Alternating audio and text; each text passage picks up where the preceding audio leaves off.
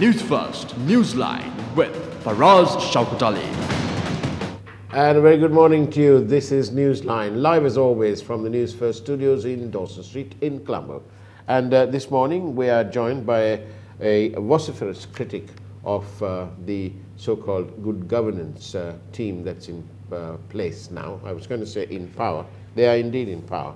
But there's growing concern that Sri Lanka's good governance team isn't delivering good governance. Instead, they keep getting mired in an abyss of corruption, and we wonder where the country is heading.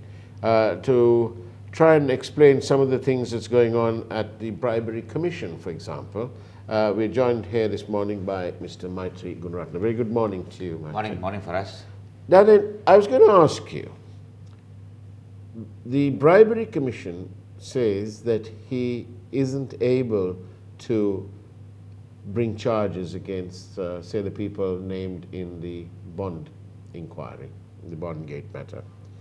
And he says that the law needs to be changed so that he can use that evidence given as witnesses there. But you and other lawyers say that that's not quite entirely right, that you can actually bring a prosecution against these people without having to change the law. Oh yes, you can bring the prosecutions. For us, only thing is now the Bribery Commission, if you take their conduct presently, they have filed many cases without getting the sanction of the 3 commissioners. The Bribery Commission consists of 3 commissioners, and if any bribery charge is to go forward, the 3 commissioners must sanction it. Right. Now, in most occasions, in some of the cases... You mean the 3 bribery commissioners? 3 bribery commissioners. Not the Director General. No. Director General is like the CEO. He is the one who implements whatever the commissioners say. Right. Go ahead. Right. So now there are so many cases which they have filed where the sanction of the 3 commissioners are not there. Supreme Court has, in a recently concluded case, decided that if there is no sanction of the 3 commissioners, there is no valid case, and it is ultra vires and it is illegal for them to proceed. So presently, the Bribery Commission is now, and the Attorney General's Department is now trying to file a motion in the case which the Supreme Court has already given a decision, asking the Supreme Court to clear whatever they have said. Now the Supreme Court is not going to do that, and they are not bound to do that. Right. They have given a very clear decision that if the 3 commissioners have not signed any allegation of bribery to be taken forward, then there is no valid case and there is no valid authority for the Director General to file allegations. Right. So they are now coming into a huge legal crisis where they will have to withdraw so many cases. They'll have to withdraw so many cases.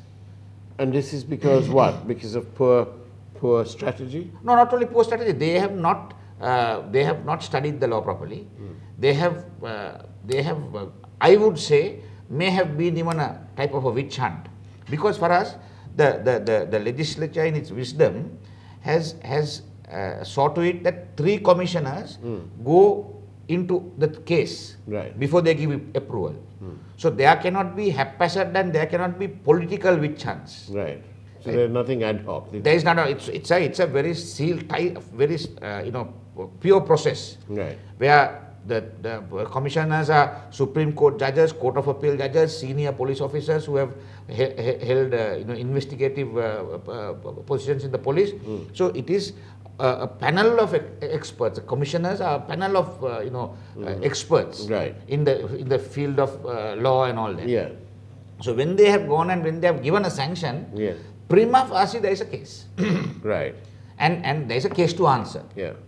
Then the Director General has to see that that is implemented, put into motion.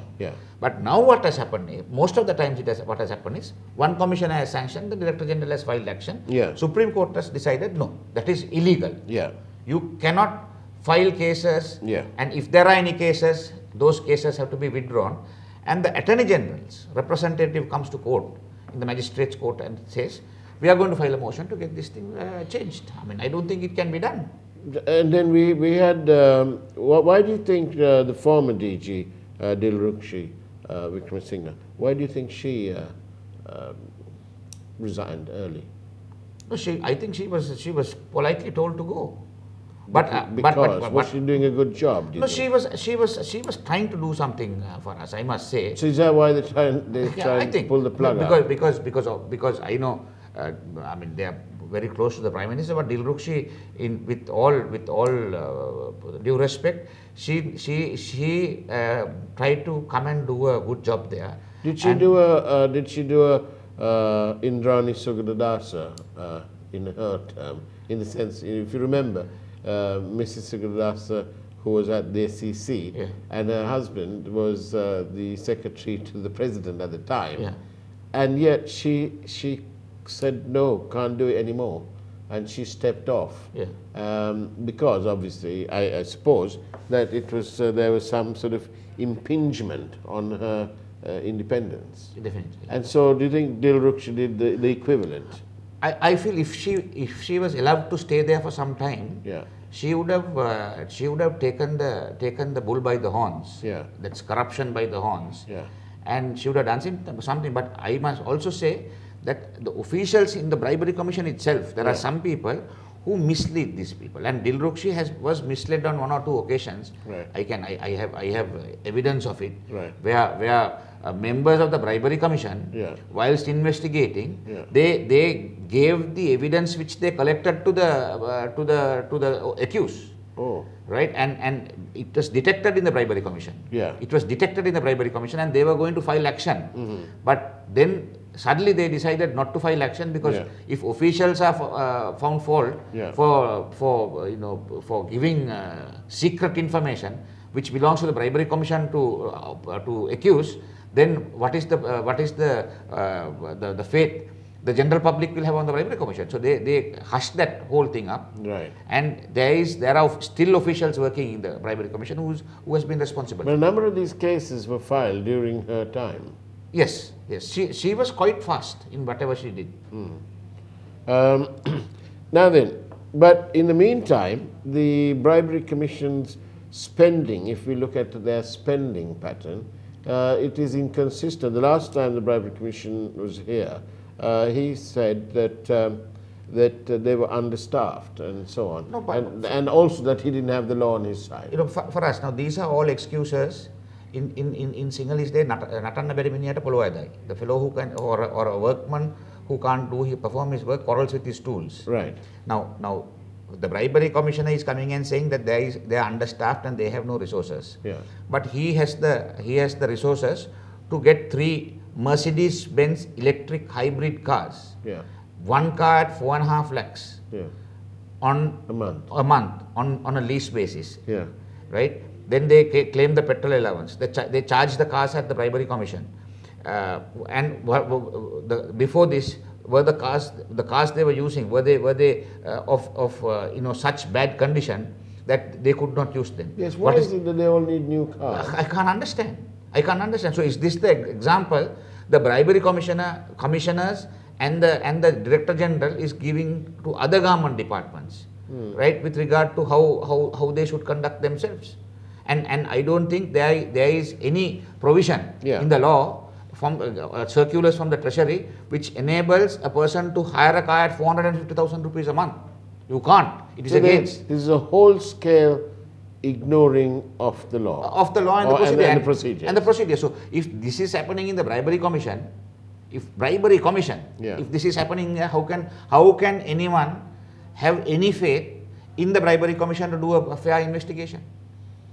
And for us, I feel all this is being done to keep them also silent, keep them and somehow guide them not to investigate certain matters. Because I'm telling you, with regard to the coal scam and the coal fraud, I lodged a complaint to the Bribery Commission, and nothing has been done, right? And that fraud was perpetrated during this regime, that is 2015. After 2015, they are buying coal at $15 more than the price we paid for coal, and the Supreme Court had decided that tender was wrong in law, and that tender should not be awarded to them. But still Still then the Secretary to the Ministry, Batagoda, what does he do?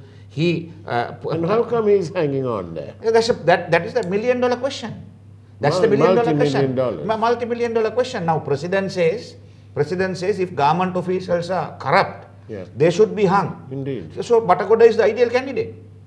Because there is a case where the Supreme Court has decided Yeah. that they have misled the cabinet. Yeah. The Supreme Court has further said that the actions of government officials shocks the conscience of the court. Indeed. Shocks the conscience of the court. Yes. Right? Indeed. So that's what has happened. Indeed. Indeed.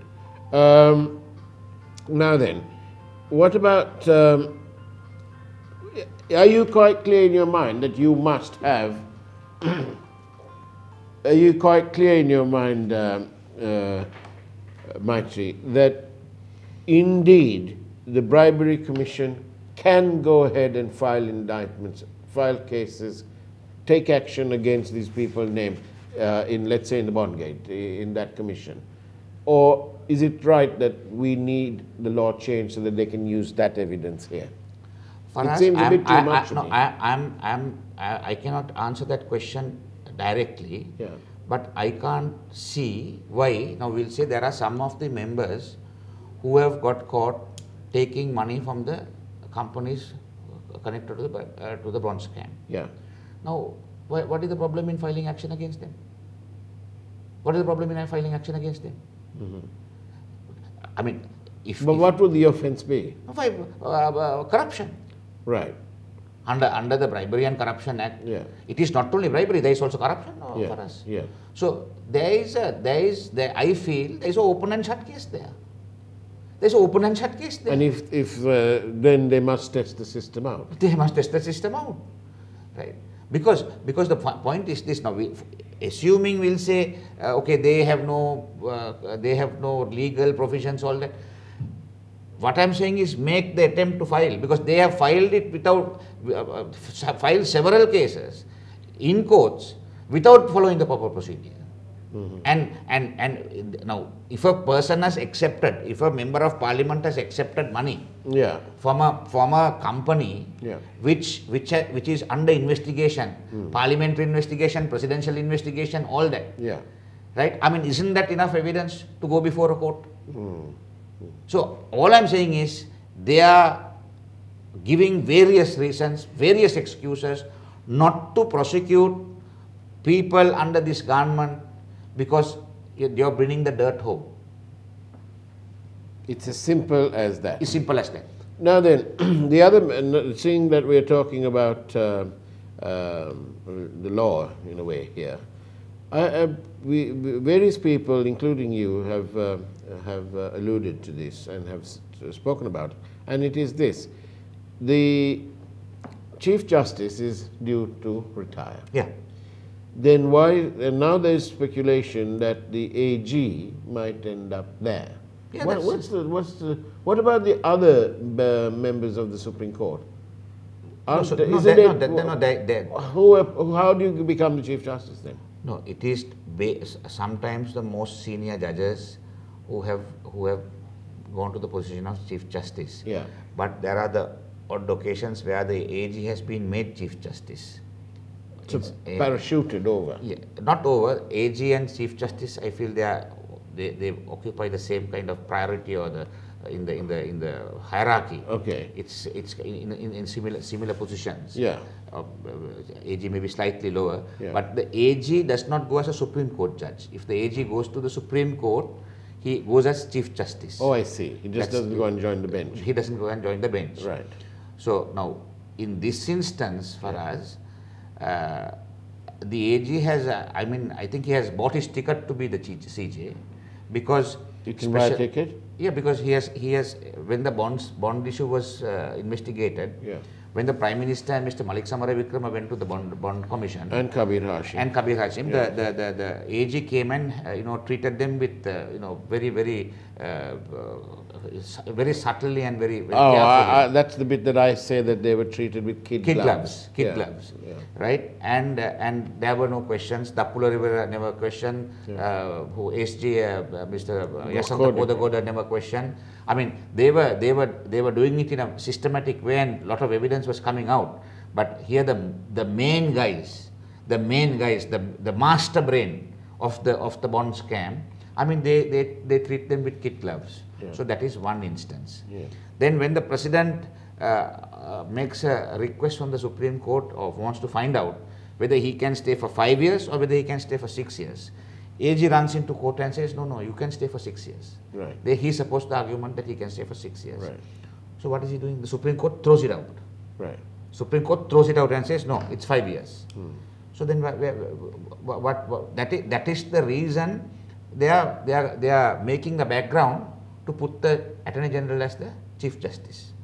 Then now there is another issue. Yeah. You know that this government is averse to holding elections. Yes. Even the local government election, They've got a specialist in that. They got Faraz himself out of them.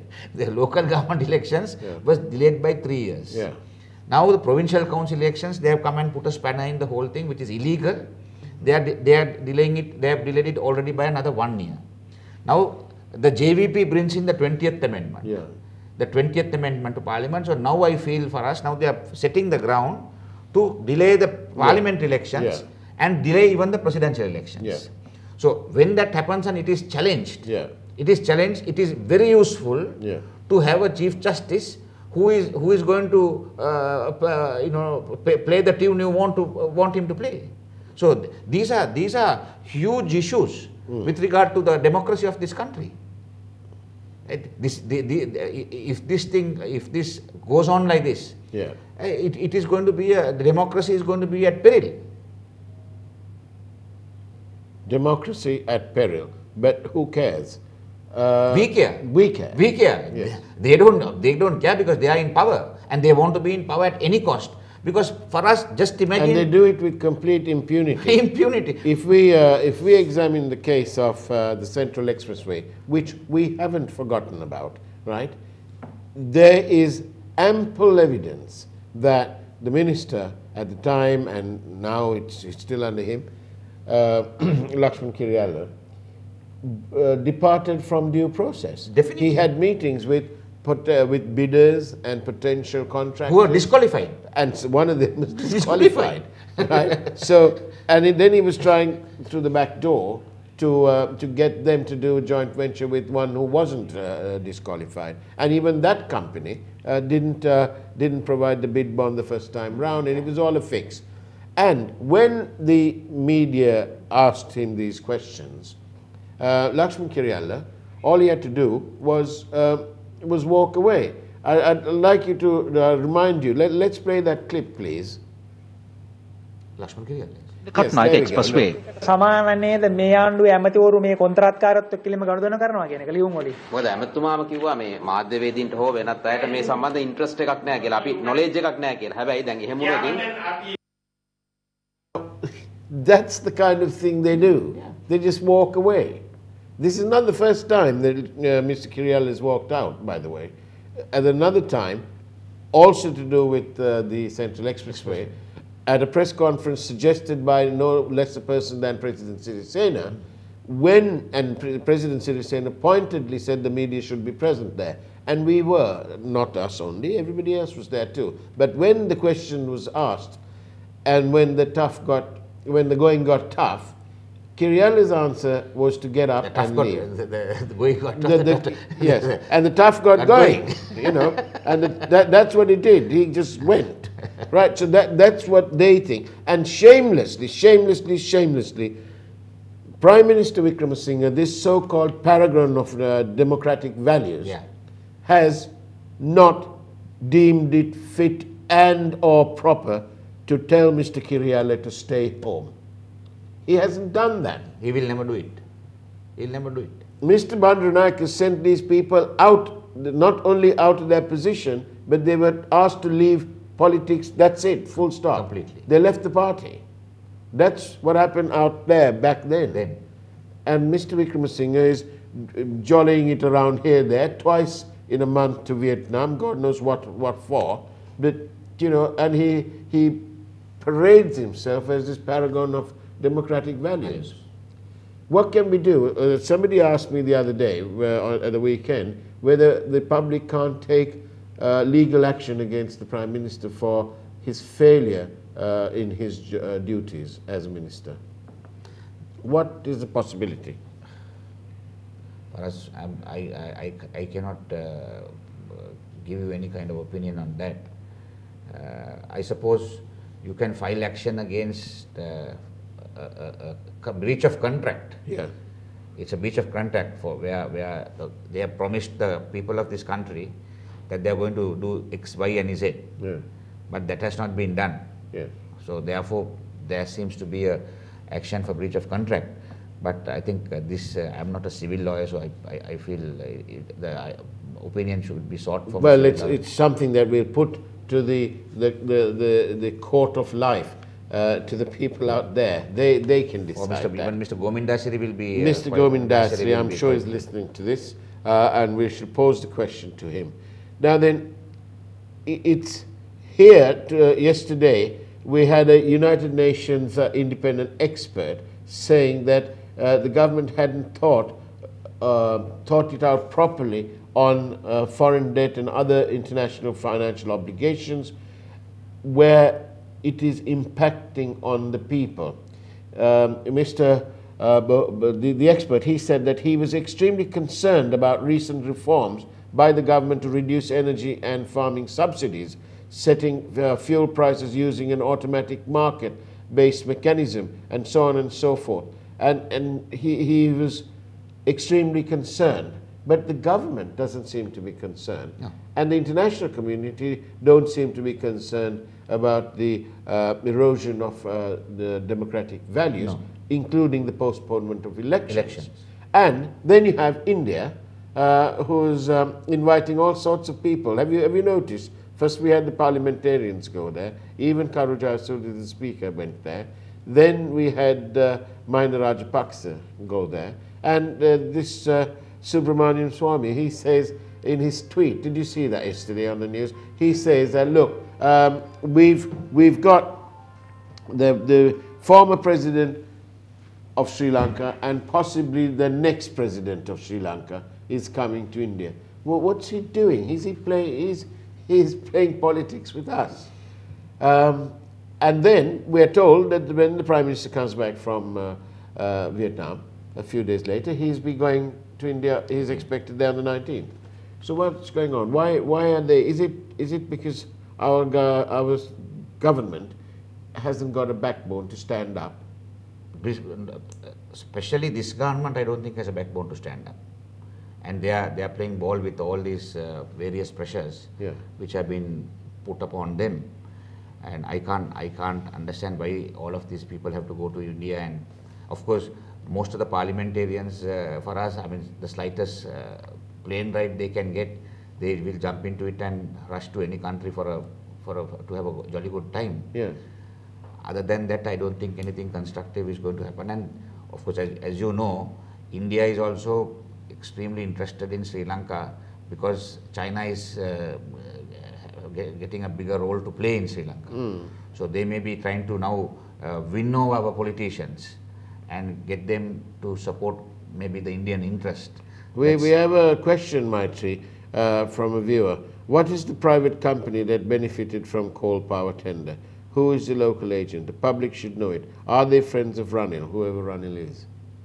No, it was a company by the name of Swiss Singapore.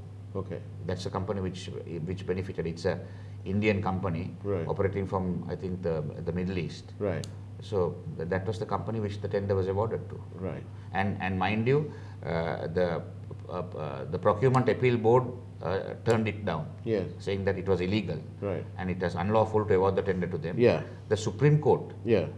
completely turned it down and said that this tender is unlawful and it was wrongly awarded. Yeah. Notwithstanding that, this Cabinet Economic Committee, which was appointed by the Prime Minister, bypassing the Cabinet, overruling the Cabinet, awarded it to Swiss Singapore, this company, notwithstanding the recommendations given by the Supreme Court.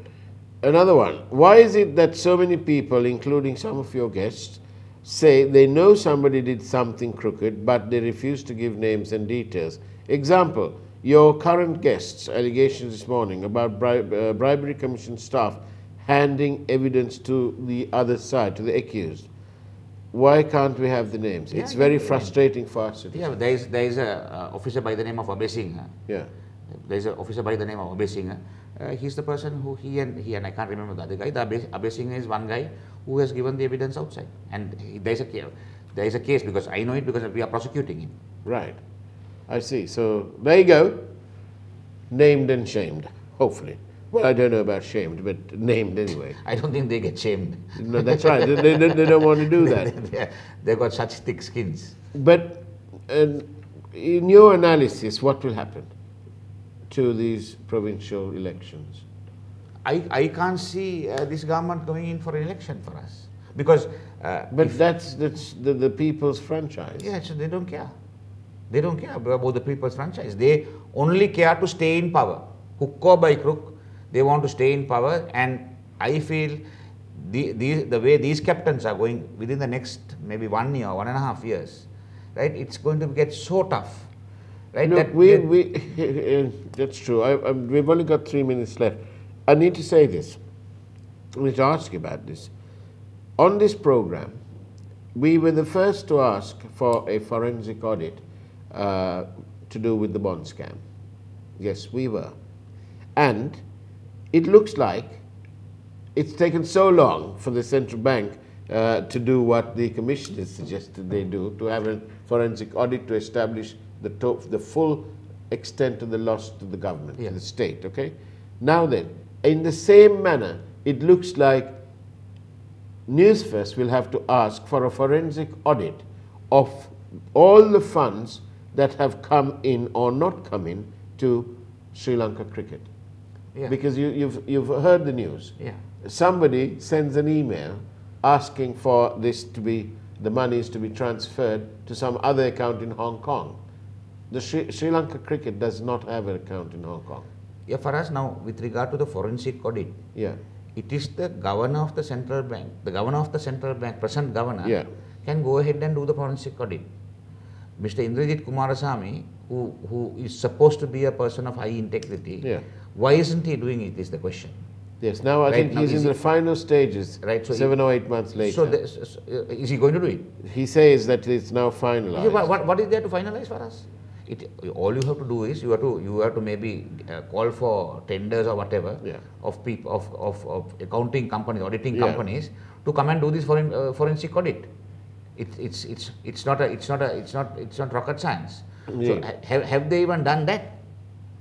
So but now it's shocking the blatant attempt at this fraud, right? And it wasn't anything to do with Sri Lanka cricket. Apparently, it was the foreign broadcaster who raised the query about this unusual payment request, the credit request. Now then, we'd like to know. Somebody's asking the name of the account where the money went to. Well, the money didn't actually go in. We don't believe. But yet, that's a good point. Who's the account holder that this email suggested? Under whose control is that account? And it now looks like it's high time that a forensic audit was done of all the monies that Sri Lanka cricket has received. No, for that matter, for us, all the ministries, forensic audit for all ministries should be done. Should be done, because it is teeming with corruption. Indeed, it's teeming with corruption. It's teeming with corruption, and but we need to go forward. We need to keep that in mind whenever we are asked to vote or asked for our vote. The March 12th declaration must ring in our heads all the time. All the time. Maithri Gunaratne, thank you very Thanks, much for being on Newsline, and that's the way it was on Newsline on September the 12th, 2018, which is Wednesday. Thanks, Faraz. Take care. God bless.